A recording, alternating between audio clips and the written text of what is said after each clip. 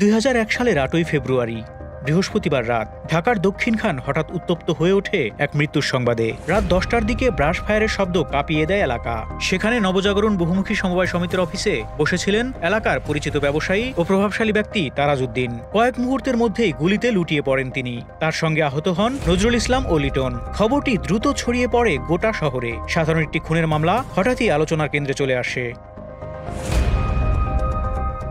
তারাজউদ্দিন দক্ষিণখানের দক্ষিণ পাড়ার ধনী মানুষ ছিলেন। জমি জমার কারবারই তার পরিচিতি। তারাজের সঙ্গে বিরোধ চলছিল তার চাচাতো বোন আলেয়া বেগমের। তাদের বিবাদের কেন্দ্র ছিল ৪৭ কাঠার একটি মহামূল্যবান জমি। কেউই জমির দখল ছেড়ে দিতে নারাজ, আর সেই জায়গা থেকেই শুরু জমিকে ঘিরে ক্ষমতার দ্বন্দ্ব। দুজনই আশপাশের প্রভাবশালী সন্ত্রাসী গোষ্ঠীর সঙ্গে যোগাযোগ রাখতেন। জমির দখলে রাখতে তারাজ সমবায় সমিতির অফিস বানিয়ে সেখানে অস্ত্রধারী যুবকদের পাহারায় রাখতেন, যারা দিনের বেশিরভাগ সময়ই সেখানে তাস খেলত আর অস্ত্র নিয়ে অবস্থান করত, যাতে আলেয়ার লোকজন হঠাৎ এসে জায়গা দখল করতে না পারে।